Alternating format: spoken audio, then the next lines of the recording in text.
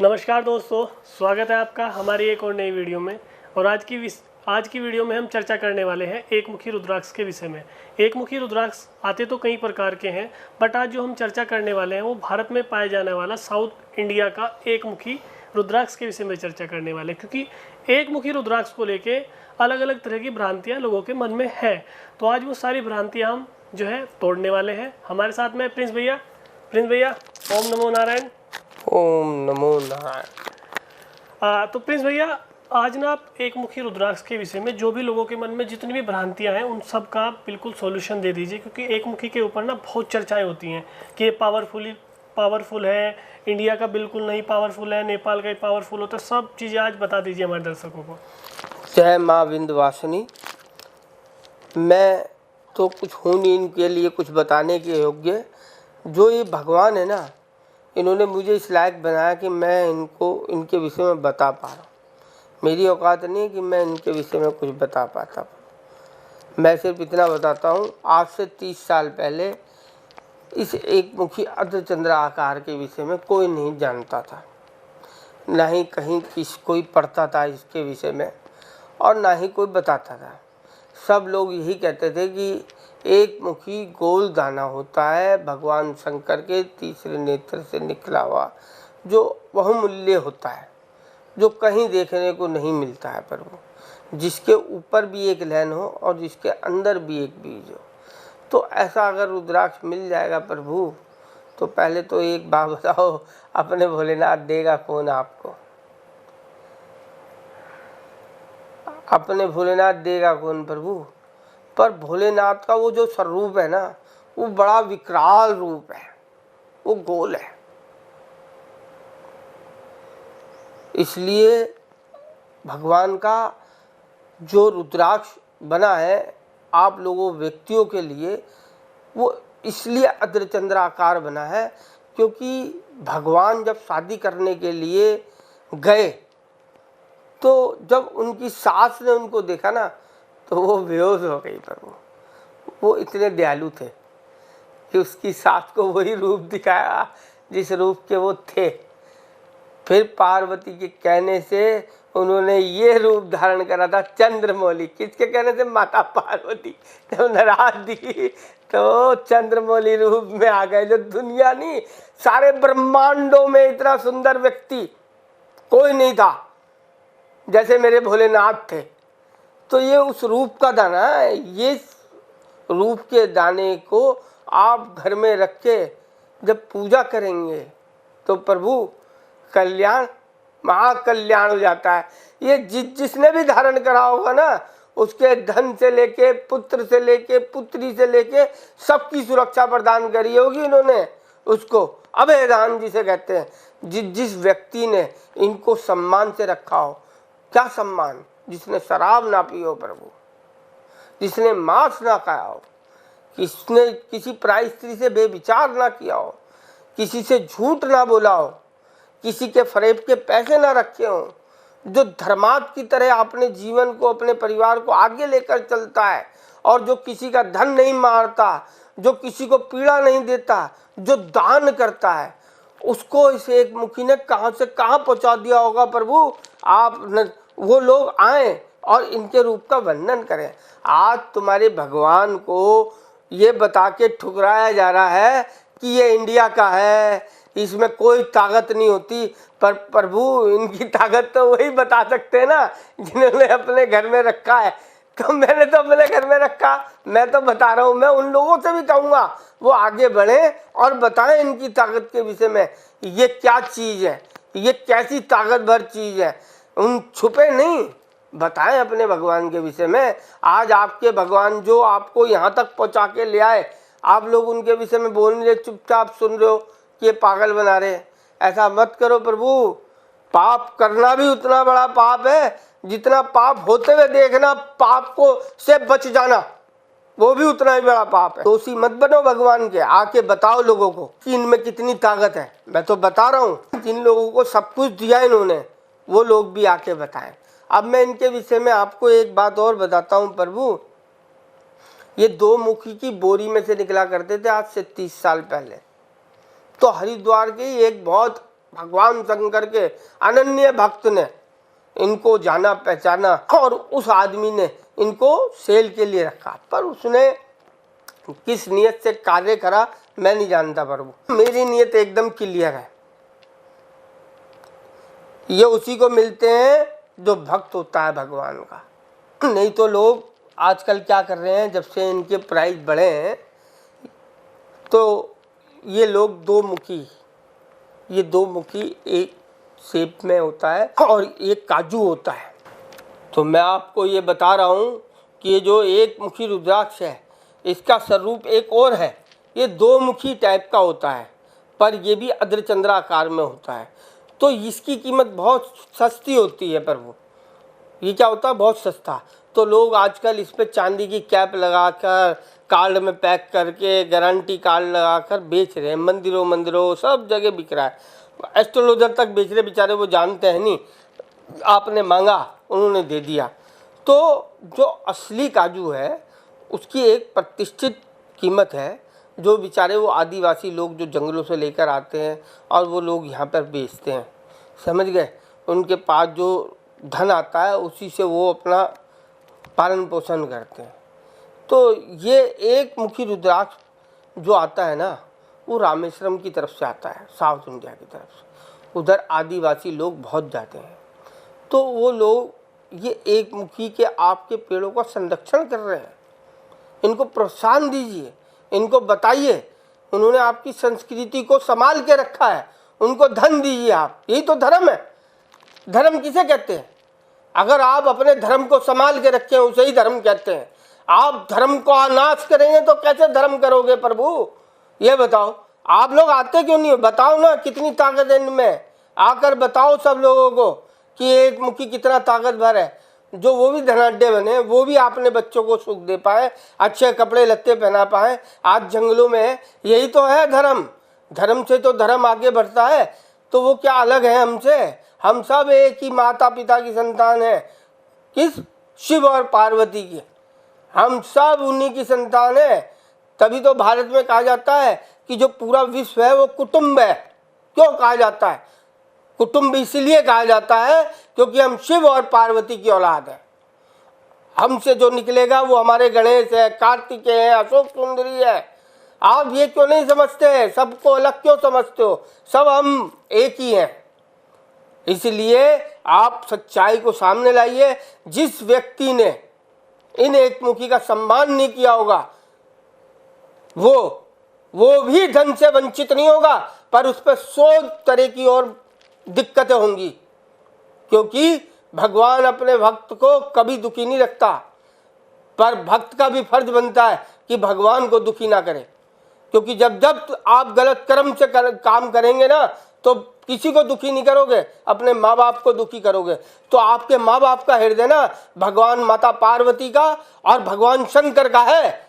अगर वो हृदय दुखेगा ना तो भगवान कभी आपसे प्रसन्न नहीं होगा। और जो माँ बाप की सेवा नहीं करते ना, उन्हें घोर नरक नहीं होता प्रभु।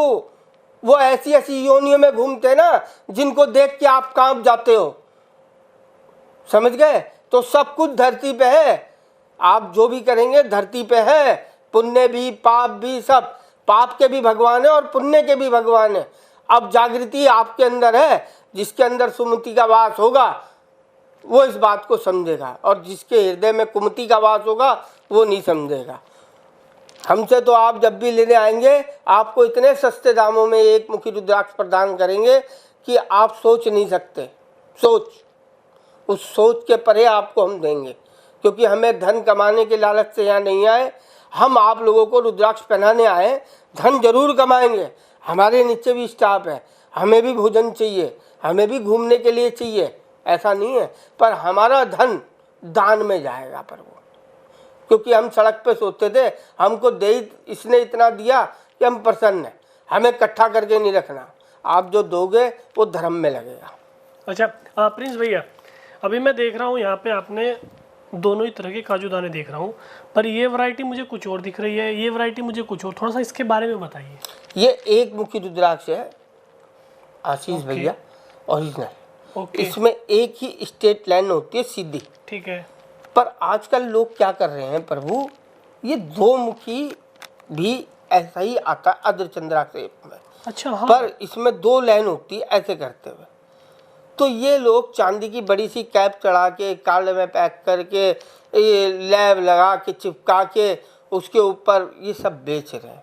तो इन चीज़ों से आप बचें। और कोई भी शख्स आपको अर्धचंद्रा शेप में दे तो स्ट्रेट लाइन लेनी है ऐसे। ये है एक मुखी, ऐसे स्ट्रेट लाइन नहीं ली है। ऐसी वाली लाइन का कोई भी दाना आप लेंगे तो वो एक मुखी में तो फ़ायदा नहीं करेगा आपको, पर ये फ़ायदा बहुत बढ़िया करेगा। ये चंद्रमौली रूप में फ़ायदा करेगा, क्योंकि लोग फ़ायदा बताना नहीं जानते थे इसलिए नीचे रह गए, इसलिए ऊपर आ गए। ओम नमः शिवाय। तो पावर किसकी अच्छी रहेगी दोनों की? पावर मैंने आपको पहले भी बताया था, ये सूर्य के लिए। ओके। ये सूर्य की आभा का है। जिसके अंदर आभा की कमी होगी, जिसके अंदर आक्रोश की कमी होगी, ये वो प्रदान करेंगे प्रभु। जिसके अंदर सुंदरता की कमी होगी, और ये जो 2 मुखी है ये शीतलता प्रदान करेंगे। कोई क्रोधी आदमी होगा तो शीतलता के लिए प्रदान करेंगे, आपके मन को शांति देंगे, आपकी माँ से प्रेम बढ़ाएंगे। ये जो है अर्धनारीश्वर का रूप है, ये अर्धनारीश्वर का रूप है। और ये जो है ना, ये माँ तारा से निकले हुए आदित्य के पुत्र, वो इनका संचालन ग्रह करते हैं सूर्य। तो बताओ ये कौन होंगे? सदाशिव, जिसकी माँ से उत्पत्ति हुई भी हो और उसके नीचे खड़े हुए हो, ये उनके लिए प्रार्थना कर रहे हो, ये जो 12 आदित्य हैं जिसकी प्रार्थना स्वयं नारायण ने करी थी। तो आप समझो ये कितना फल देंगे। अच्छा, एक और चीज़, मेरा एक और सवाल है आपसे। ये इंडिया का साउथ का हो गया जी, ये राउंड शेप में नहीं होता है जी। पर जो राउंड शेप वाले रुद्राक्ष होते हैं और ये रुद्राक्ष है, इन दोनों की पावर में कितना डिफरेंस है? कोई डिफरेंस नहीं है, वो गोल है पर वो रुद्र रूप में है, क्रोधित रूप में। ठीक है, वो आक्रोश रूप में। उनको पहनने से आप आक्रोश में आके पाप कर सकते हो। और ये ऐसा रूप है कि आप कितने भी आक्रोश में हो तो आपको ठंडा करके डिसीजन लेने वाला बनाएंगे, क्योंकि ये माई की प्रसन्नता का रूप है। जब आप अपनी माँ के सामने सुंदर बन के खड़े होगे एक मुखी, उसके हृदय का छूने वाला रुद्राक्ष, तो प्रभु आप बताओ ना कौन सा रूप बढ़िया होगा, है चंद्रमा का या गोल आक्रोश का? एक वो सवार दाने को बता दिया इन्होंने एक मुखी। कहाँ लिखा है प्रभु? सवार नहीं हो, गणेश है, स्वयं लिखा है, पढ़ो ना, गणेश है। और ऐसा कोई रूप बताओ मेरे भगवान शंकर का जिसमें उनकी सूंड निकली हुई हो, तो मैं उसको एक मुखी मानूंगा। ऐसा नहीं होता प्रभु। आप जो मर्जी बोल दो, जिस प्रकार का माल मिल रहा हो उस प्रकार के पैसे के हिसाब से आप उसको छोटा बड़ा नापो। तो उसमें अच्छा, अभी आपने जैसे एक मुखी बताया उसको सवार बोलते हैं जी, पर वो तो जो बोलते हैं उसको सवार इसलिए बोलते हैं कि उसके अगर एक ऊपर से मुख निकला हुआ है तो उसे सवार बोलते हैं। और जो गणेश होता है उसमें सूंड होती है, उसमें उसके ऊपर मुख नहीं होता है। गणेश जी का रूप एक नहीं है क्या? गणेश जी किसके हैं? भोलेनाथ की तो है। बिल्कुल। तो अगर उनपे अगर एक लाइन आ भी गई तो क्या स्वरूप बदल जाएगा? सही बात है।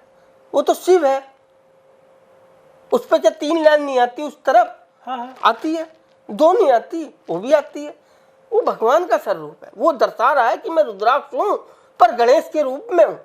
ओके। जो मैं दूंगा वो गणेश जो देते हैं, गणेश जी जो देते हैं वो देंगे वो। अच्छा, और तो जो लोग बोलते हैं कि ये तो एक मुखी तो ये है हमारा अनकम्प्लीट है, जो एक मुखी काजू नहीं लगाता। अच्छा हाँ, तो पर इसको तो लोग भद्राक्ष बोलते हैं। अरे भद्राक्ष कैसे हुआ प्रभु? ये तो बता दो, भद्राक्ष में कहाँ लिखा है कि फायदा नहीं करता? चलो भद्राक्ष लिखा है, कहाँ लिखा है कि भद्राक्ष फायदा नहीं करता? हाँ, ये तो आप कह सकते हैं कि कहीं लिखा नहीं है, बट लोगों के मन में जो लोगों ने कुछ बिजनेसमैनों ने भ्रांति फैला दी। मैं तो सबकी बात सत्य कर रहा हूँ प्रभु। या तो भद्राक्ष के लिए गलत बता दें या इसका भद्राक्ष बता दें, ये रूप बता दें। अगर भद्राक्ष में भी है तो किस रूप के हैं? बस मैं तो सभी रूप में भगवान मानता हूँ प्रभु इनको। और जो भगवान मान के पहनता है ना, ऐसा कोई दुनिया में नहीं प्रभु जो डमरू ना बजा दें उसका, नाम का भी, ख्याति का भी, सब चीज का, अगर वो इनको इनके तरीके से पहन ले। तो भाई जो भी लोग ये एक मुखी काजू दाना जिसने भी धारण किया है अब तक, वो अपना सुझाव कमेंट के जरिए जरूर बताइए, क्योंकि जो लोग इसको लेके बड़े मिथ हैं कि ये भद्राक्ष है और रुद्राक्ष है, बट इसके बारे में एक्चुअल पावर के बारे में वही लोग बता सकते हैं जिन्होंने इनको धारण करके इसके फल को ग्रहण किया है। तो भाई अपना छोटा सा एक सुझाव हमें कमेंट के जरूर बताइए, जो लोग इसको पहन रहे हैं, कि ये इफेक्ट करता है या नहीं करता है। तो गुरु और अगर जिनको फायदा ना लगाओ वो भी लिखें, या तो उनके दाने में कमी होगी जी या उसके बताने में कमी होगी जिसने आपको दिया। हाँ, कहीं ना कहीं किसी ना कहीं त्रुटि जरूर होगी। भोलेनाथ ऐसा है ही नहीं जो पहन ले दिल से यार करा दे, जिसका उसको ये पता था ये भस्मासुर मुझे भस्म कर देगा, उसको वरदान दे दिया जा तथास्तु। तुम कैसी बात कर दो प्रभु, ऐसा हो ही नहीं सकता। भोलेनाथ ना दे, भोलेनाथ तो हर किसी को देता है, और जब ये देता है ना तो सबको हिला देता है। तो इसलिए हमें तो खूब दिया है प्रभु, हम वो बताने आए। तुम्हें दिया है तो तुम भी बताओ। भोलेनाथ की तारीफ करने में क्या जाता है, कुछ नहीं जाता।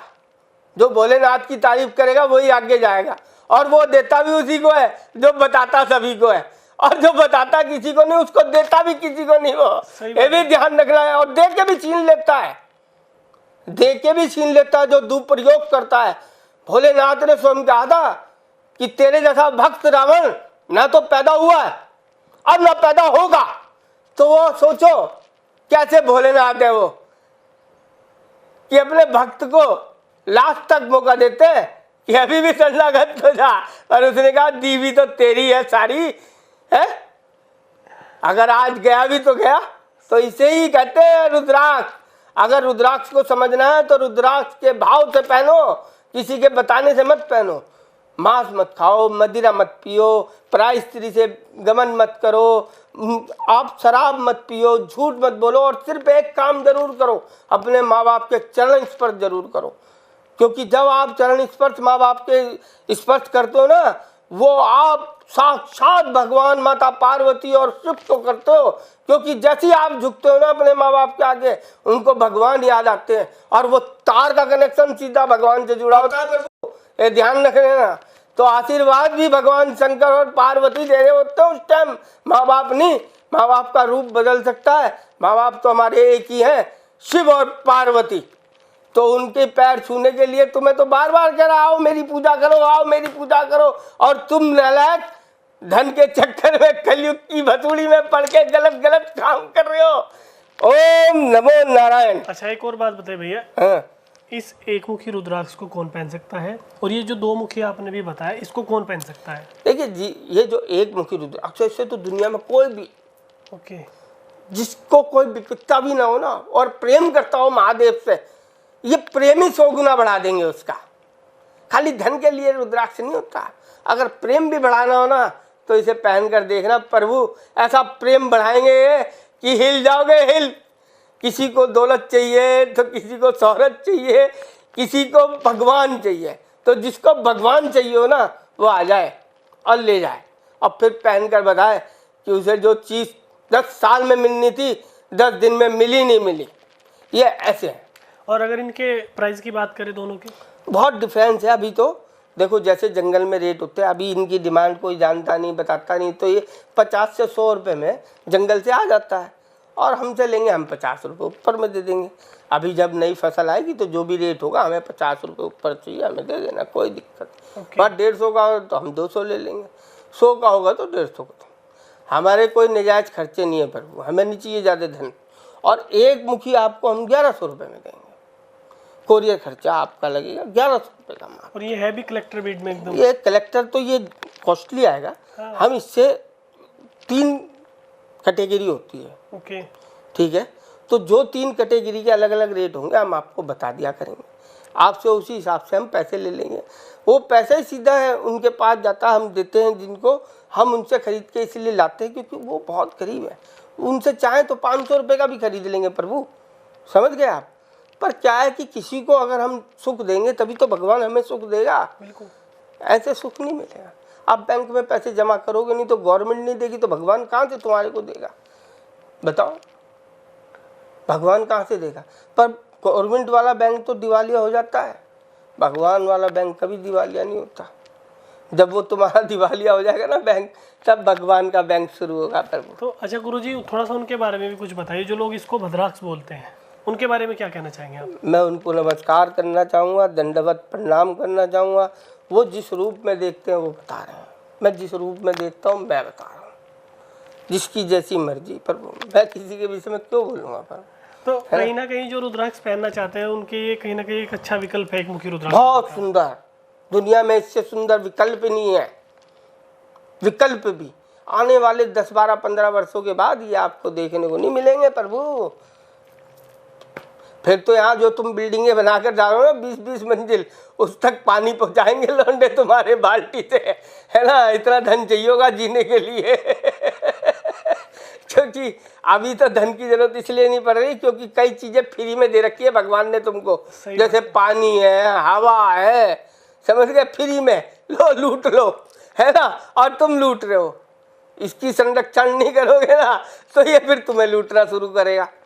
और जब ये तुम्हें लूटेगा ना तो 7 पीढ़ियों के आंसू निकल जाते हैं प्रभु। तुम तो लूट के मजे ले रहे हो, ये जब लूट के सजा देता है ना, हिला देता है, हिला।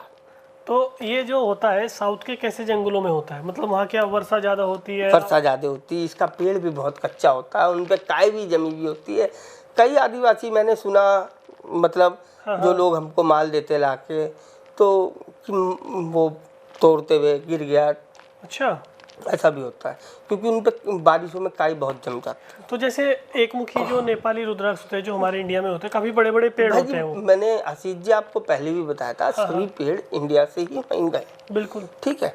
तो वहाँ के रुद्राक्ष में कम शक्ति नहीं और यहाँ के रुद्राक्ष में भी कम शक्ति नहीं। ओके, ठीक है। सबकी शक्ति अपने अपने स्थान पे बहुत महत्व देती है। हाँ बिल्कुल, बिल्कुल। ठीक है।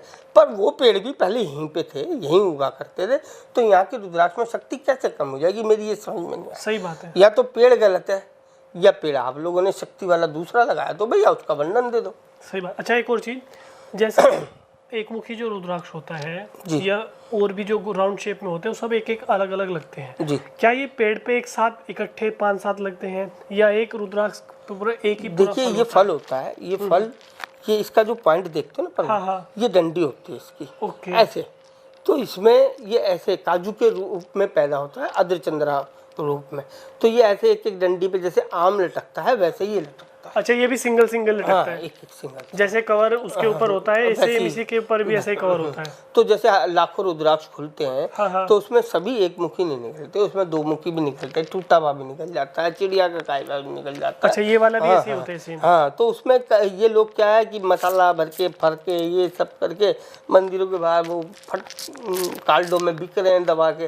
बेचारा तो भगवान समझ के लेकर जा रहा है उनको, क्योंकि एक मुखी के लाखों नहीं करोड़ों दीवाने, पर करोड़ों दीवाने होने के बाद वो क्या है कि वो जानते नहीं कि इसको रख के क्या होगा, क्योंकि वो तो नेपाली सवार, नेपाली एक्स्ट्रा सवार, वो फ्रॉम सवार, अरे वो गणेश का तो फायदा दे ही रहा ना प्रभु आपको। सही बात है। वो तो तुम किसी भी रूप में पूजा करो भगवान की, भगवान के तो इतने रूप है प्रभु, और नाम भी नहीं बता पाएगा जल्दी से कोई आदमी, नहीं बता पाएगा, है ना।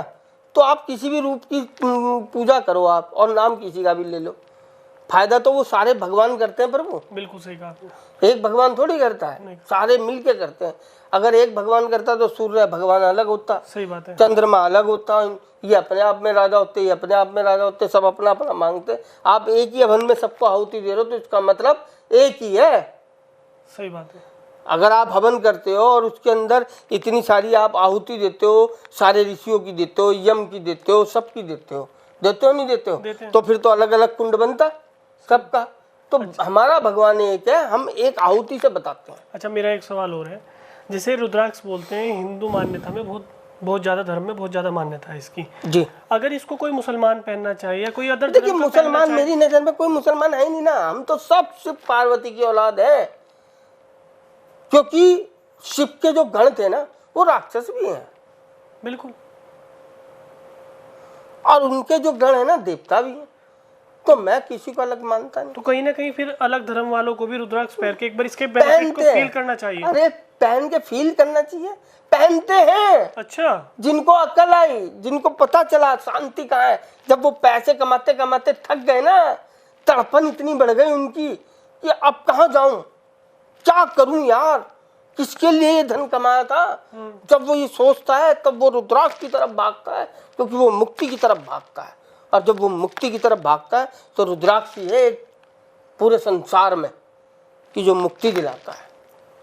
तो दोस्तों ये थी हमारी वीडियो एक मुखी रुद्राक्ष, जो कि हमारे इंडिया में पाया जाता है, साउथ का एक मुखी। तो ये जो भ्रांतियाँ लोगों के मन में है ना कि ये जो है भद्राक्ष है, भाई भद्राक्ष नाम की कोई चीज़ नहीं होती है, क्योंकि ये शिव का ही एक रूप है। अगर आप इसको धारण करेंगे तभी आप इसके बेनिफिट को जान पाएंगे। तो जो इसके बेनिफिट को जानना चाहता है वो ये समझना चाहता है कि ये भद्राक्ष है या रुद्राक्ष है। हालांकि मैं जो भद्राक्ष शब्द का यूज़ कर रहा हूँ मुझे नहीं करना चाहिए, क्योंकि भद्राक्ष होता ही नहीं है। क्योंकि जब आप इसको पहनेंगे तभी आपको कुछ फील कर पाएंगे कि इसकी पावर है क्या। तो मैं आप सबसे यही कहना चाहूँगा, जो लोग इसको भद्राक्ष समझते हैं वो एक बार इसको धारण करके इसकी शक्ति को जो है फील करें, तभी आपको पता चलेगा कि इसके अंदर पावर कितनी है। कहीं ना कहीं एक आपके लिए विकल्प है बहुत सस्ता कि जिसे आप धारण करके बहुत अच्छा फल पा सकते हैं। तो दोस्तों ये थी हमारी वीडियो एक मुखी रुद्राक्ष के ऊपर, जिसमें हमने चर्चा की है। अगर हमसे कोई क्वेश्चन छूटा हो तो कमेंट के जरिए हमें बताइए, हम अपनी अगली वीडियो में उसको ऐड करेंगे कि आप और क्या जानना चाहते हैं। तो वीडियो को करते हैं यहीं पे समाप्त। नमस्कार।